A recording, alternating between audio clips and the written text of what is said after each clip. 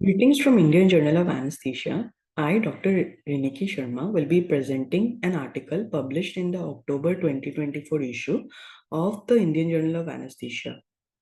It is titled Medication Stewardship in the Operating Theatre in Malaysia, a Quality Improvement Project.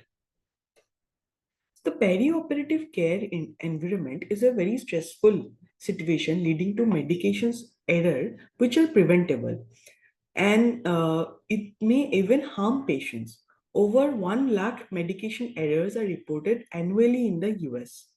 Medication errors are a common issue in medical legal cases, and standardizing drug preparation and administration reduces both these errors and cost through sustainability. Anesthesiologists prepare emergency drugs in advance, but many go unused, leading to significant wastage, with about 50% of prepared drugs being discarded due to contamination. Commonly wasted drugs include muscle relaxants, vasoactive drugs, and induction agents, causing around estimated annual loss of US dollar of 1.8 lakhs in healthcare cost. So this project aimed to reduce the medication errors and drug wastage by addressing such issues like injudicious drug use, low awareness of cost, and lack of standardization of drug handling. So the primary objective was to reduce the incidence of medication errors. The secondary objective was to reduce the incidence of unused drugs. Ethical approval was taken with the name of Medical Stewardship Safe Anesthesia for All, SEAL. Trial registration was not required as the study was a quality improvement project, and the study site was a tertiary medical center in Malaysia for undergraduate and specialist training with internship training, allied health, and subspecialty training. At a time, there are 2,000 trainees at various disciplines from 6 months to 4 years duration. The anesthesia care providers in the OT include consultants, specialists, academic staff, and new hires arriving every 6 months, and nurse anesthetist. So it included a multidisciplinary team with anesthetists, anesthetic nurses, and pharmacists. The PDC's assay cycle, the Plan Do Study X cycle, included pre-intervention survey to explore the awareness of anesthesia care providers and on the cost of anesthetic drugs, medication safety, and errors. Based on the above findings, actions were taken to raise the awareness and standardize the process of drug preparation, labeling, and administration. The impact of the above audited and documented as post-intervention outcomes. So a pre-intervention questionnaire was designed, which was bilingual with 37 questions with 3 main outcomes: drug wastage, medication errors, and drug cost. The questions on medications errors were 13 in number based on expert-based recommendation. The questions on drug wastage and cost were taken from reports from previous studies.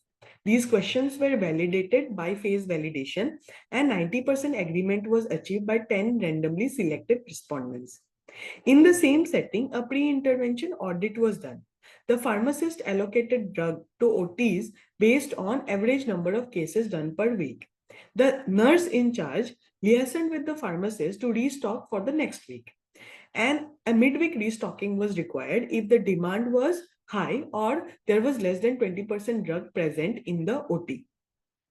A root cause analysis was performed from the pre-intervention audit and survey, and based on this, multi-directional interventions called Medication Stewardship Project was instituted. It included education, standardized workflow, and medical registry. All unused IV drugs were recorded, and attendance to continued medication education program and a continued nursing education program was compulsory. Education was also given by posters and flyers, induction workshop, video tutorials, and compulsory synchronous session for the newly joined. SOPs were introduced to reduce variability in drug handling, minimize drug errors, and wastage. The volunteer medical officers and nurses were instituted as medication safety officers. Their main role was to support and monitor the compliance, and a total of 168 nurses was trained, and the post-intervention survey was done for 16 weeks. There was recorded number of unused drugs, medications ordered per week, and midweek order frequency was recorded. And the total healthcare providers included were 300. So the primary outcome was reduction in the incidence of medication errors, and the secondary outcomes were reduction in the incidence of unused drugs. Taking a performance level of 90%, 5% inaccuracy at 95% confidence interval, the sample size was 95, and data was reported as sample means and percentages. So a total of 98 anesthesia care providers participated, with 70% being doctors.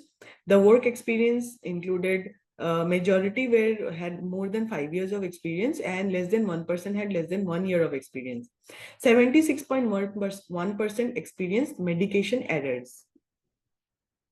So the types of medication errors includes misidentification of ampoules or vials, miscalculation of drug dosages, improper labeling of syringes, accidental omission of drug prescribed, which included the majority of medication errors.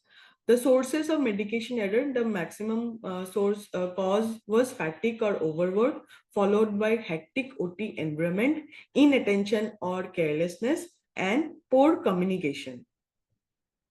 So this is the questionnaire that was given to all the attendants on the respondents' knowledge of drug cost.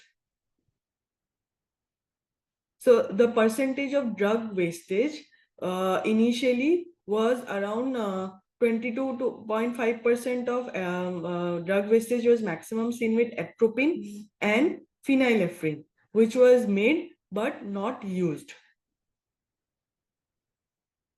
So total number of cases included in the 16-week study period with 500 cases per month included 2,039 cases.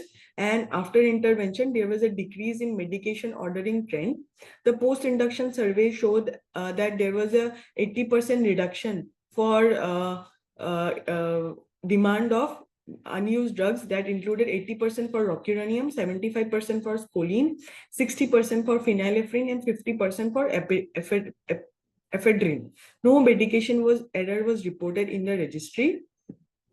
So the SEAL project, incorporating education, standardized workflow, and a medication registry, successfully reduced medication errors and drug wastage in anesthesia, which is a high-stress environment where errors often go unreported. The main cause of errors included crowded workspaces, fatigue, miscommunication, and improper syringe labeling. The introduction of SOPs and monitoring by medical stewardship officers helped minimize these issues.